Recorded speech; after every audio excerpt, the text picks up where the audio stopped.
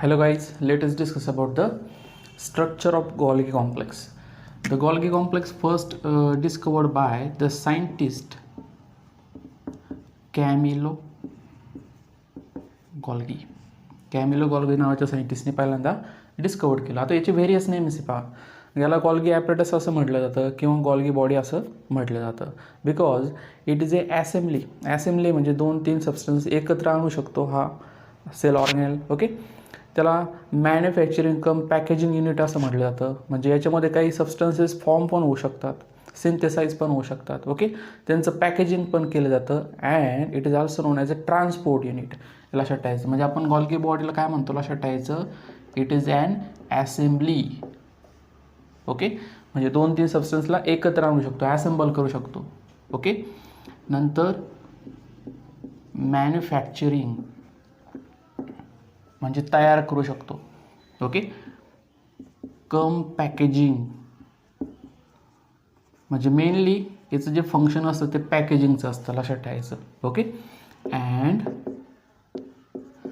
Transport unit of cell असं म्हटलं जातं. ओके, आता ह्या गॉल्गी कॉम्प्लेक्समध्ये जर आपण ॲक्च्युली जर पाहिलं तर इट शो और it consist of stack of membranous sac. Stack म्हणजे काय, एकावर एक आपल्याला मेम्ब्रेनस सॅक पाहायला भेटतील. Okay, these sacs are called as cisternae. त्याला आपण सिस्टर्नी असं म्हणतो. These are nothing but cisternae, हे लक्षात ठेवायचं. आता हे जे सिस्टर्नी असतात त्यांचं जर आपण डायमीटर जर पाहिला ॲक्च्युली तो व्हॅरीज आपल्याला पाहायला भेटणार. म्हणजे जवळजवळ 0.5 to 1 मायक्रोमीटर आपल्याला पाहायला भेटेल. ओके, त्यांचं जर आपण नंबर जर पाहिला इट ऑल्सो व्हॅरी. ओके, आता नंबर जो असतो सिस्टर्नीचा गॉल्गी कॉम्प्लेक्समध्ये असलेला, ओके, हे सेलच्या फंक्शनवर डिपेंड असतं. म्हणजे सपोज जर सेलचं फंक्शन सिक्रेशन वगैरे असेल, ओके, तर आपल्याला काय पाहायला भेटणार, त्यांच्यामध्ये गॉल्गी बॉडीचं प्रमाण किंवा सिस्टर्नीचं प्रमाण ॲक्च्युली जास्त आपल्याला पाहायला भेटणार आहे. म्हणजे नंबर हा ॲक्च्युली सेलच्या फंक्शनवर डिपेंड असतो, हे लक्षात ठेवायचं. ओके, आता आपण जर पाहिलं यामध्ये गॉल्गी बॉडीमध्ये असलेल्या ज्या सिस्टर्नी आहे ते काय करतात, स्पेसिफिक ओरिएंटेशन आपल्याला पाहायला भेटणार. Means it show specific orientation. Okay, म्हणजे आपल्याला 2 रिजन पाहायला भेटतील पहा याच्यामध्ये. त्याला म्हटलं तर एकाला म्हटलं तर ट्रान्सफेस, हे लक्षात ठेवायचं, आणि दुसऱ्याला आपण कन्सिडर करतो सिस फेस, हे लक्षात ठेवायचं. सिस फेसलाच आपण फॉर्मिंग फेस असं म्हणतो आणि ट्रान्स फेजलाच आपण ॲक्च्युली मॅच्युरिंग फेस असं म्हणणार, हे लक्षात ठेवायचं. ओके, आता ट्रान्स फेस आपल्याला कुठं पाहायला भेटतो, मॅच्युरिंग फेस कुठं आहे आणि सिस फेस कुठं आहे.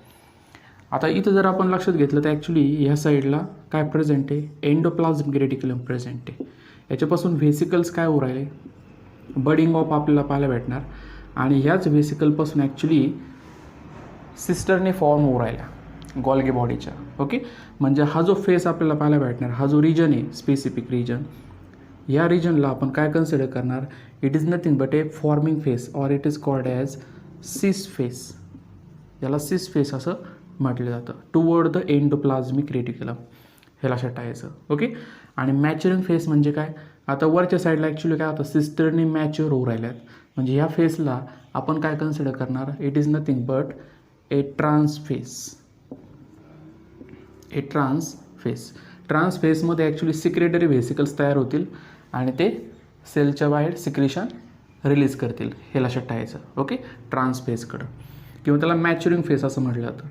ओके, सिस फेसला आपण फॉर्मिंग फेस असं म्हणणार कारण की ते ॲक्च्युली सिस्टरनी फॉर्म होतात आणि ते ॲक्च्युली मूव्ह होणार ह्या डायरेक्शनला ट्रान्स फेसला आणि त्यांच्यामध्ये मॅच्युरेशन होतं, हे लक्षात ठेवायचं. मग त्याला आपण सिस्टर्नल मॅच्युरेशन मॉडेल असं कन्सिडर करतो. ओके, म्हणजे सिस फेसकडून ट्रान्स फेसकडं मूव्ह होताना सिस्टरनी मॅच्युअर होत चालतात.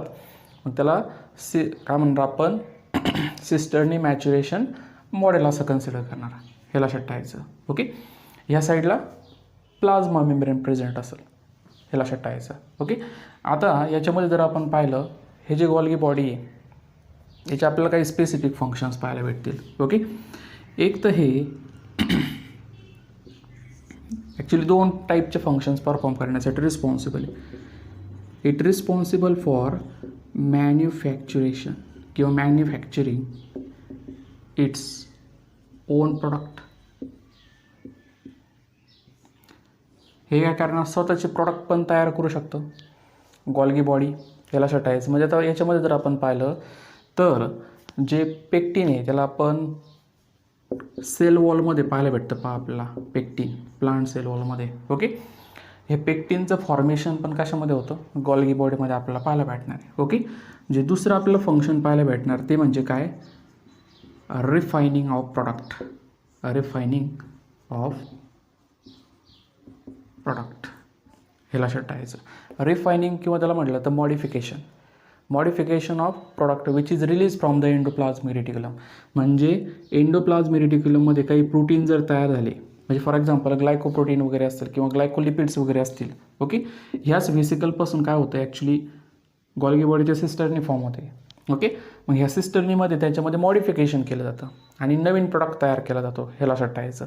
मग त्यालाच आपण काय कन्सिडर करतो, रिफायनिंग ऑफ प्रोडक्ट असं कन्सिडर करतो किंवा मॉडिफिकेशन ऑफ प्रोडक्ट असं आपण म्हणतो, हे लक्षात ठेवायचं. हे 2 आपला मेन फंक्शन पाहायला भेटणार आहे.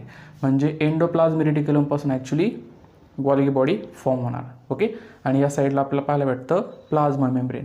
आता ह्या 2 इंचमध्ये गॉल्गी बॉडी, त्याच्यामुळे त्याला इंटरमिजिएट सेल ऑर्गनला असं पण म्हटलं जातं, हे लक्षात ठेवायचं. Okay, that is all about the Golgi body.